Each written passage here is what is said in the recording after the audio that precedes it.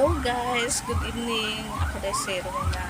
Nalang ko i-share sa inyo guys about sa uh, the history of tourism and hospitality here in Davao City. Davao City is the one of the most popular tourist destination in the Philippines, known for its natural attraction, cultural diversity, vibrant economy. The history of tourism and hospitality in Davao City can be traced back to the late 19th century, when the city was open to foreign trade um, and immigration by the Spanish colonial government.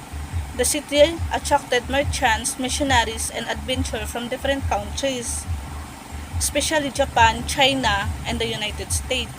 These foreigners brought with them their own culture, cuisines, and businesses, creating a cosmopolitan atmosphere in the city. Some of the oldest hotels in Davao City, such as Afuview, Grand Mensing Hotel, were established by Chinese and Japanese entrepreneurs in the 20th century.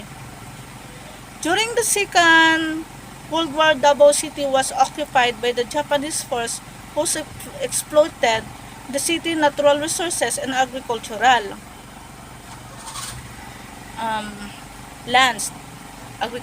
lands.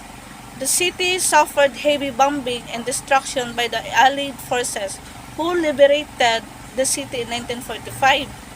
After the war, Davao City underwent a period of reconstruction and recovery with the help of American government and the local residents. The city also welcomed more settlers from other parts of the Philippines who sought find better opportunities and livelihoods in the city. The influx of migrants resulted in the formation of various ethnic and religious groups such as the Moros, the Lumads, the Christian, and the Chinese. This group coexisted peacefully and contributed to the city's social-economic development. In the 1970s and 1980s, Davao City faced several challenges such as the martial law, the Moro insurgency, and the Communist rebellion. The city became a hotbed of violence and instability, earning the nickname of the killing fields of the Philippines. However, through the leadership of local officials, in the cooperation of the people, the city was able to restore peace and order and implement various reforms and programs to improve the quality of life of the residents. The city also strengthened the tourism industry by promoting its natural and cultural attraction such as the Philippines Eagle Center, the Eden Park, the Davao Crocodile Park, and the Samal Island, the Kadayawan Festival, and the Durian Festival. The city also developed its infrastructure and facilities such as Davao International Airport, the Davao City Water District, and the Central 911 in the Davao People's Park. Today, Davao City is one of the most livable and progressive cities in the Philippines. With a population of over 1.8 million people, the city also one of the gateways of the Brunei, Malaysia, Indonesia, and the Philippines BIMP as Asian Growth Area, a sub-regional economic cooperation initiative that aims to increase trade, tourism, and investment among the members countries. The city is also the hometown of President Rodrigo Duterte, who served the mayor of the city for 22 years. Under his administration, the city was achieved various awards and recognitions such as the Seal of Good Local Governance, the Child-Friendly City, and the Safest City in the World. I asked my parents about what life and like during their times in relation to tourism and hospitality. She said, life in the Philippines in 1975 was a time of change and uncertainty as the country was under martial law since 1972. President Ferdinand Marcos had suspended the Constitution, abolished Congress, and declared himself as the himself as the sole ruler of the nation. He justified his action by claiming that he was saving the country from the threats of communism, rebellion, and corruption.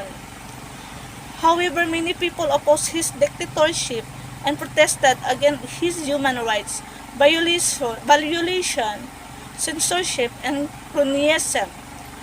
Some of them joined the armed force resistance movements, such as the Moro National Liberation Front MNLF and the New People's Army NPE, which fought against the government forces in the various parts of the country.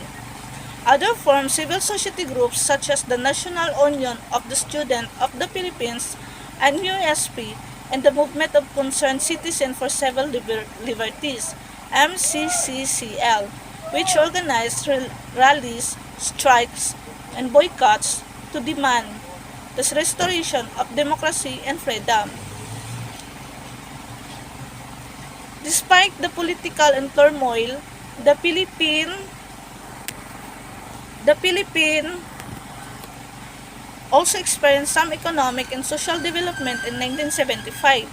The government implemented various infrastructure projects such as roads, bridges, dams, and power plants to improve the country's transportation and communication and energy system. The government also promoted the growth of export-oriented industries such as agriculture, mining, and manufacturing to increase the country's foreign exchange earning.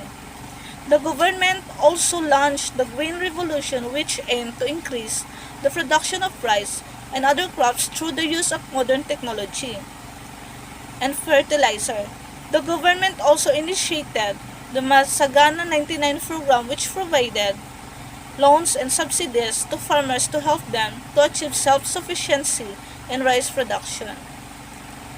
The tourism and hospitality also flourished in 1975 as the Philippines attracted more visitors from different countries.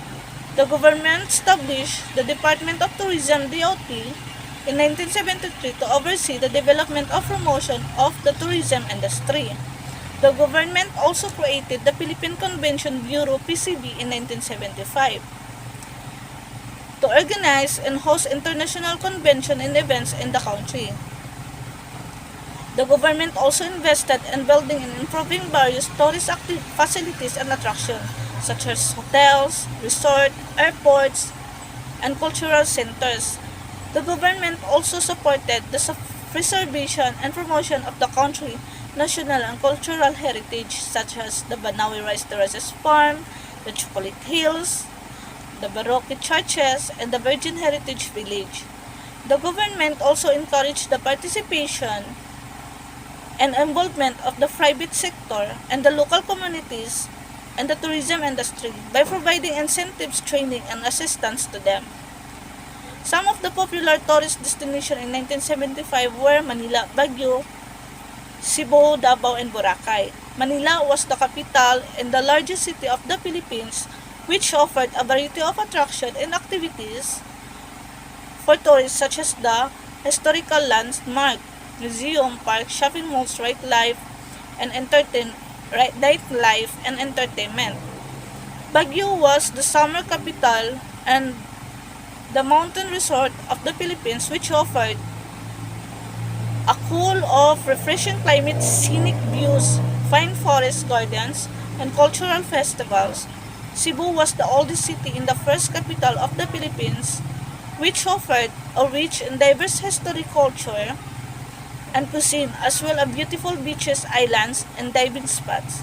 Davao City was the largest city in the Mindanao and the gateway to the southern Philippines, which offered a vibrant cosmopolitan atmosphere, exotic fruits and flowers, wildlife sanctuaries, and adventure sports. Boracay as a small island in the Visayas, which offered a tropical paradise with white sand beaches, crystal clear, and a laid-back lifestyle. And I asked my mother again, how do they receive guests and treat the guests in their time? She said, welcoming them with a smile and a greeting such as Mabuhay or Welcome to the Philippines. They also offered them a garland of flowers such as Sampaguita, or orchid as a symbol of respect and appreciation.